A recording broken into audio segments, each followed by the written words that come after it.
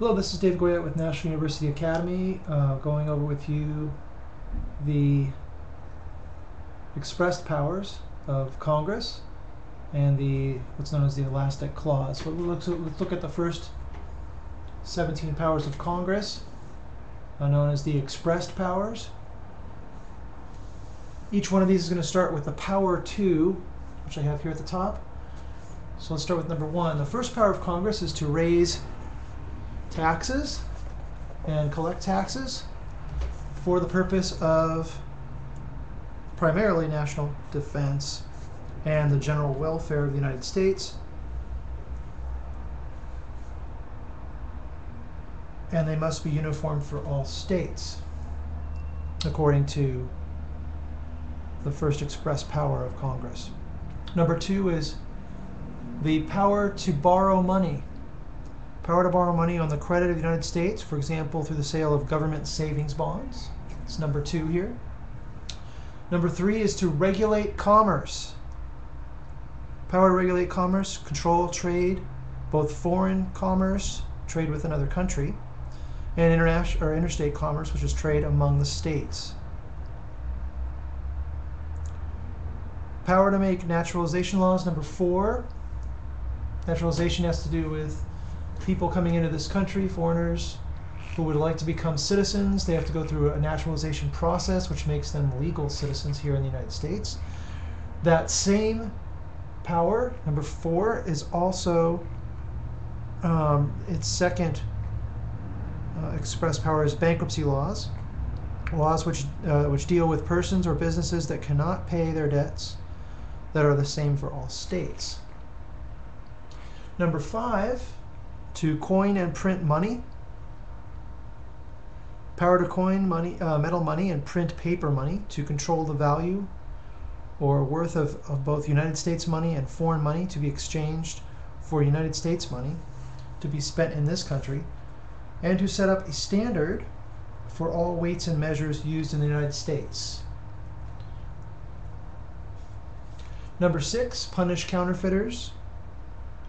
The power to punish counterfeiters, persons who make imitation money or securities, such as bonds, that are fake. Power to create post offices, number 7, and roads. And these roads that were initially intended to go to post offices and go to residencies to deliver mail, then included interstate roads, highways for the purpose of transporting and delivering mail.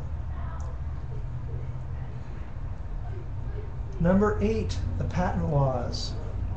Power to encourage progress in the sciences and the arts by passing patent laws, laws that protect the rights of inventors and discoverers, and copyright laws, laws that protect the rights of authors, artists, and musicians, so that no one may steal or sell the ideas of anyone who seeks protection for his work under these laws. So these are the patent laws. Number 8, it's an expressed power of Congress.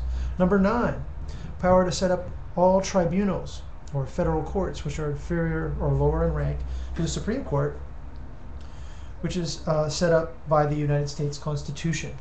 You probably have heard in the news the discussion of military tribunals with respect to Al-Qaeda and other terrorist detainees who are being tried not in our traditional court systems but in tribunals. This is a power of Congress to establish.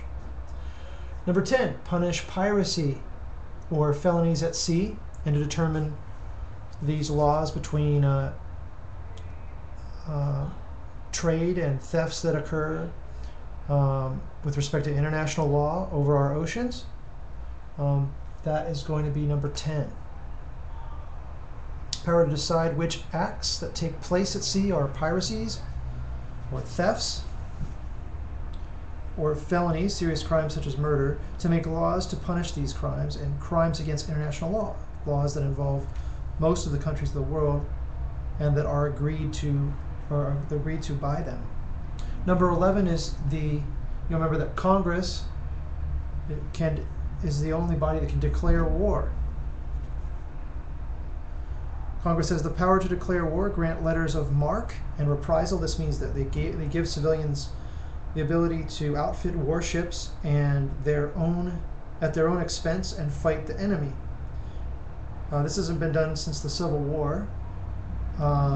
Nowadays, our warfare is so technical, it would be like somebody trying to build a stealth bomber in a garage to help fight Al-Qaeda or the Soviets or some such notion, and then going, okay, I have my stealth bomber here. Well, that's heavily regulated now. So if the government did sanction that, it's usually done through corporations now. So you'd have, of course, Lockheed Martin or Northrop Grumman would be authorized to build weapons to help our armed services, and they would get these projects and government monies to do so. Number 12 is power to raise, let's see, support U.S. Army. Yeah, power to raise and support the United States Army, but no appropriation sum of money set aside for special purpose, for it can be made except for a 2-year period at a time. It was felt that Congress, by allowing the Army money to operate only 2 years at a time, could keep it from ever becoming so powerful that it might overthrow the government. 13, to set up and supply the Navy. Number 13. Number 14, the rules of the military. It has the power to make the rules for the operation and control of the armed forces, which now includes the United States Air Force as well as the Army and Navy. This keeps the military under civilian control to a degree. 15, they have the power to add the National Guard to the armed forces. In other words, we've seen in our recent wars in Afghanistan and Iraq that, well, if you look at a roster of men going over to, or women going over to fight in Iraq or Afghanistan, you'll see on the roster that some of these are active duty Army, some of them are active duty Navy corpsmen or others who have elected to go fight on the ground in Iraq or Afghanistan, and some are National Guards men and women who have decided or who have been asked by the government to fight for our armed forces in these countries. Okay, let's look at 16, control of militias.